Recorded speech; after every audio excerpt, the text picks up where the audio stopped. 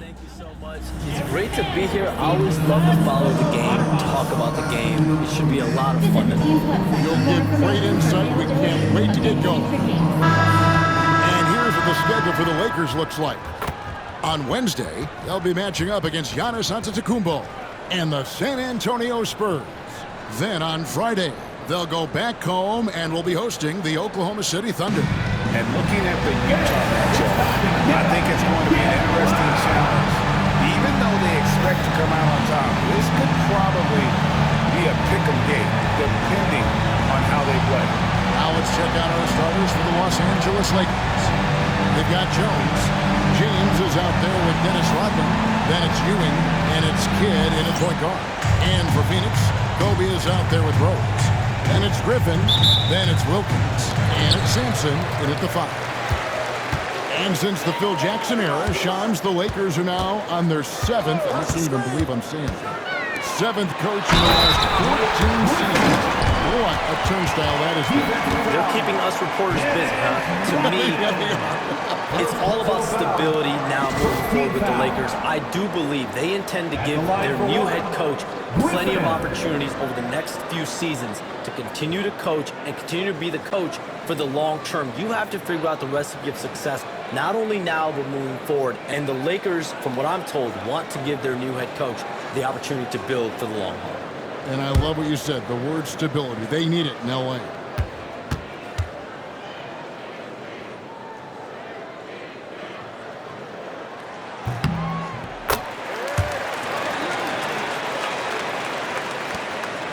Now here's James. And he really played well against Denver. Pass to Rodman. A floater. Good, and the assist goes to LeBron. I like how selective Rodman is with his shots, especially when he's got this type of positioning. Rose against Kidd. Griffin a screen on Q. Outside Rose. Down low. Tries it from now. Sampson shot. Good. Sampson, 7'4", versatile, mobile. Good luck trying to stop him inside. He's too tall, too long. Kidd passes to Jones. Off the mark there with the three-point shot. And so Bryant will bring it out for the Suns. It's a three-point game. And now just over a minute played here in the first. No good with the layup. Jones, the pass to Ewing. The putback. Rebounded by Rose. The Suns have gone 2 or 3 here to start out the game. Here's Bryant. Nice concentration hit, the double clutch layup. How about 3 or 4 from the floor to start? That's always a good sign. Outside, Jones. Griffin with some nice D. You know, right now they're just 1 for 5. Rough start so far. Here's Kobe. It's hauled in by Los Angeles. The Suns beat them last time these two teams met in Phoenix. And they'll want to show that they're a much better team than they demonstrated last time out against these guys. At the very least, avoid a blowout. And it really was the turnovers that fueled the blowout. A lot of questionable, poor decisions by them with the ball. And when that happens, you can get blasted. Took the opportunity when he saw it. Shams, we know you grew up in Chicago. I'm assuming you grew up a Bulls fan. Who didn't? And you had to have a favorite player growing up with those terrific teams. I was a big-time fan of hoops in general. Definitely someone for me was Kobe Bryant. That's someone, wasn't a Bulls player. We almost got him one year, but that was someone I grew up watching. Kevin, did you have a favorite team or player growing up? Well, I love Kobe. I called every season of LeBron and every season of Kobe Bryant. And Bryant actually did stuff for 2K. As you know, not too long ago, before his passing, I sat down for a couple hours. But I hate to rank him because Kobe, Jordan, and LeBron are all right there at the very, very top. Hard to beat you, right? Very hard to beat Jordan. Obviously, the GOAT, the greatest of all time. Kobe for me, watching growing up. That was the closest thing that I had. Phoenix with the ball. After the basket by the Lakers. Tries to save it. Pass to Wilkins. Outside, Kobe. A second chance effort. Lays it up off the glass. How about the follow-up by Bryant, outworking the defense to get that second chance opportunity. Lakers trail by 4. From deep, James. Sampson pulls it in. And close to making the defense pay for the lax coverage that time. Griffin a screen on James. Wilkins passes to Griffin. And we're just over 3.5 minutes into the first quarter. Pass to Rodman. Here's Kidd. He's covered by Rose. Out to Ewing. Nice passing here by Los Angeles. 2 on the clock. And a great assist by Kidd as that one goes in. Very self-confident in the paint. Ewing excels in scoring close to the hoop. Rose surveying the deep. The layup off target. Los Angeles is gone. 1 of 3 from beyond the arc so far in the game. And Jones is known to be a deadly three-point shooter. A beautiful shooting motion there on those triples. Now here's Bryant. He had a 15-point outing in their last game against New York. Lets it go from deep. And again, it's the Suns missing. Tell you what, the defense was lucky there. I mean, leave him that open from range, he'll typically knock it down. On the wing, Jones. He's covered by Rose. Jones, the pass to Ewing. And yes, it's good. Ewing's got his second basket of the game. And a nice job here early of establishing an inside presence. Hey, Shams, I know you're connected throughout the NBA into a lot of front offices, but have you ever thought about maybe shifting gears a little bit and working for a team? There is always intrigue into something like that, Kevin, but I've seen how tough the environment can be, and honestly, it is really much more fun to be talking to you on this side of the media world, the media equation of the NBA. But listen, there's always intrigue with the front. And a lot of opportunities. I know you're looking at, but thank you for your honesty in that. Jones, no one around him. And the 3 off target. No doubt it's been a bit of a struggle for him here in this quarter in terms of scoring. Bryant up top. He's guarded by Ewing. And the dunk by Kobe. You know, when it's Kobe running that pick and roll, I think you've got to blitz him. Get the ball out of his hands, otherwise you're in trouble. The Lakers have gone 6 of 13 for the field, just under the 50% mark. Kidd kicks to LeBron. Good in the assist to Kidd. Kidd's got his 4th assist in this one. Assists like that have typified their effort today. Terrific ball movement. Really a prime example of the difference in how these teams have operated offensively. Much more individual play at the other end. And Mike Budenholzer has called a timeout. And coach has decided they need a moment to talk things over. Siakam is checked in for Griffin. John Starks checked in for Los Angeles.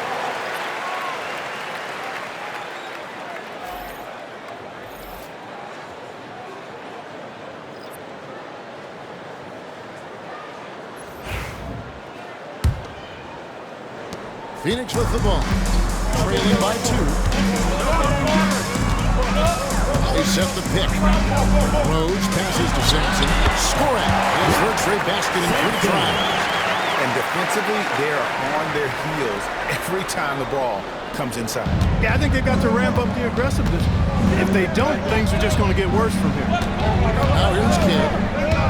24th point outing in their last game against Denver. And don't forget about his assists. His playmaking was as good or better than his scoring. He was in complete control out there. Now here's Wilkins after LeBron James's miss. Wilkins dishes to Sampson. Nice fake, but the layup off the mark. Those are chances almost always you can rely on him to get you 2 points, but the D, just enough to keep him out of rhythm. Suns have gone 8 of 15 from the field, shooting above 50% of the line. And there's the foul on the shot. He'll go to the line for 2. And Shams, I've always wondered, watching you, reading you, when did you first fall in love with the NBA? And when did you decide to cover it? Really, when I was about 10, 11 years old, I grew up in Chicago right as the Bulls dynasty was starting. I wasn't quite old enough, but I was old enough to see some of those scrappy Bulls teams in the mid-2000s. And basketball was always a part of the national discourse, but also part of my life playing it, and then now being someone that's able to inform the audience and the public. You know what? I'm looking up and down this table. I think we all feel the exact same way. And the Suns making a change here. Whiteside's checked in. And that's the norm for him. He's pretty much automatic when he's at the line. Here's Kidd. And it's Hassan Whiteside with the rebound. The Suns leading. Whiteside a screen. Rose with the ball. He's picked up by Kidd. Rose. Good. How about the touch right there, guys? I mean, when Rose gets a chance to go with the floater, he takes advantage of it. Los Angeles has gone 3 of 6, 50% from deep so far tonight. Rodman gets to Kidd. Rodman against Siakam. Rodman up top. He averages a bit over 6 points a game. Clock is at 3. James. And it's sent back by Wilkins. It's going to be out of bounds. Los Angeles will retain possession. And that kind of stifling effort on defense needs another look. And this is why coaches stress the importance of defense. Big block there in this close game. Jaylen Brown's checked in for Phoenix. And the Lakers also making a change. Murray's checked in.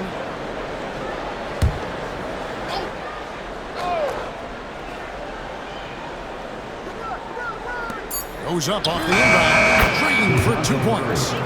Guys, that's a more reliable shot from Murray than a pull-up jumper. I like to see him fire away in that situation. Here is Rose. 20 points for him last game against New York. And even if he took away his points, he was still an offensive force because of his passing. His assist numbers were tremendous. A drive to the Bryant. And a dunk by Bryant. When he gets going downhill with any kind of momentum towards the hoop, it's really hard to slow him down. And J.J. Redick is called timeout. Wants to regroup and go over the strategy.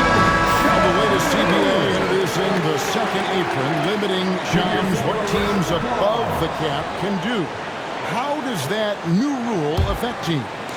Decision makers tell me that they're very much keeping an eye on the second apron, not only of their team, but others, and teams that will have to shed salary because of the second apron and the amount of big contracts we're going to see teams give to players. We're going to see it at the top, but that may dwindle in the middle of their roster. But we will see a more competitive league because of these new CBA changes. And less of a chance of super teams and just more parity in the sports team. You constantly read over some of these CBA agreements. Assume that you do have a full understanding of terms like the apron, like we just talked about, or all the other things, the luxury tax, all the things that make deals possible. It's one thing to have luxury tax. It's a whole nother animal now to have the second apron. And that, certainly for teams that are deep in the second apron, that limits their ability to go make major trades, to be able to sign players for more than the minimum. And we're seeing that happen to at least 1 or 2 teams around the league right now. So how is that impacting the certainly CBA being 50, 60, 70 pages? That's something we report through before every season. Now here's Bryant. He's got 10. And they're a top 5 team in fast break points. Just great overall team speed and, of course, the ability to finish.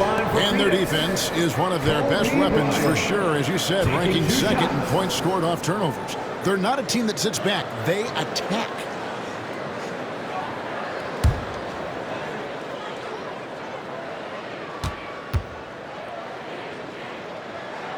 The free throw drops for Bryant. The competitiveness and tenacity of Kobe Bryant are really something to behold. He never seems satisfied with his own play, always trying to get a little more out of himself. And Murray's got the ball here for the Los Angeles Lakers. 4-point game, fresh from a win against the Nuggets.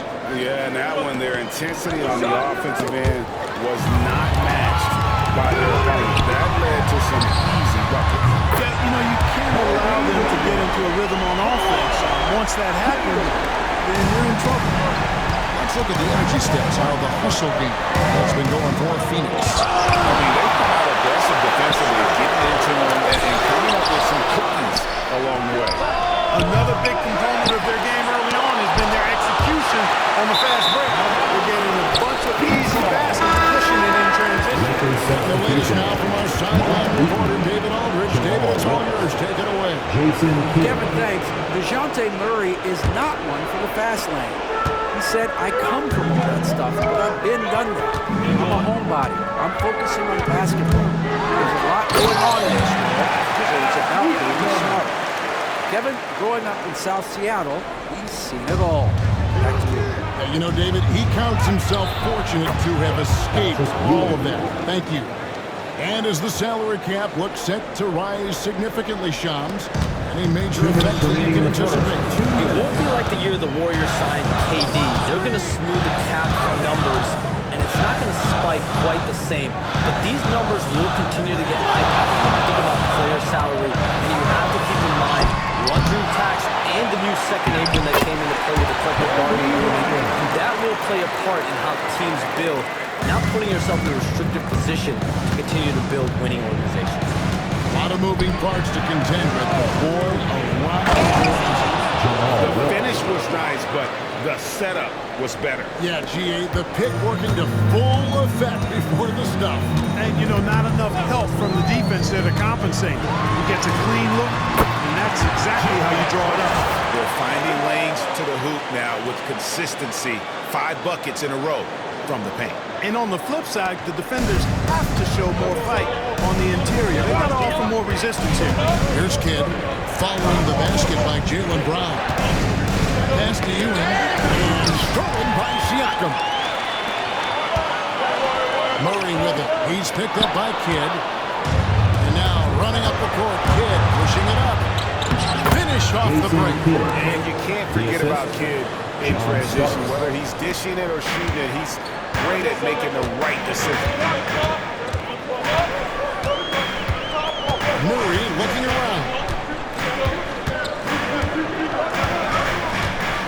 There's 37 seconds left in the first quarter of the game. The kick out to Brown. Clock at 6. Takes a 3. That one's no good. That makes him 1 for 2. Lakers trail by 7.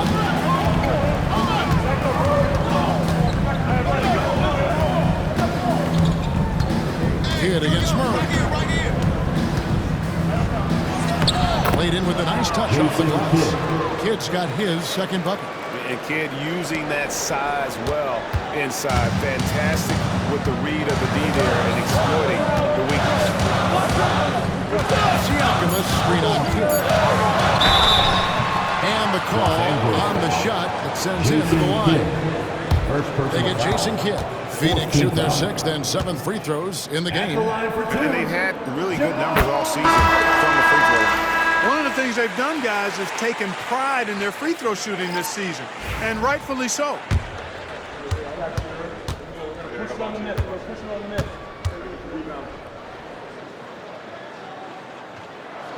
And good on the second, so he makes them both.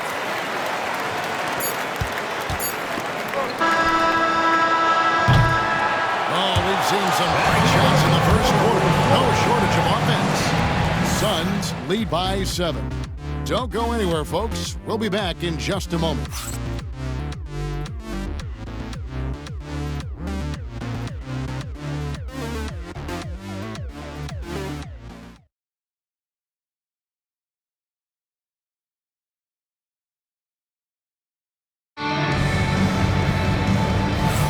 And hope you've enjoyed the broadcast so far. Halfway through the first half in this one. And from what we've seen, guys, from Phoenix, what do you guys see? Well, this is the edge that great rim protection can give you. Yeah, you know, you have a guy in there blocking a bunch of shots or multiple players blocking shots. It causes the offense to think twice when they go up for shots in there.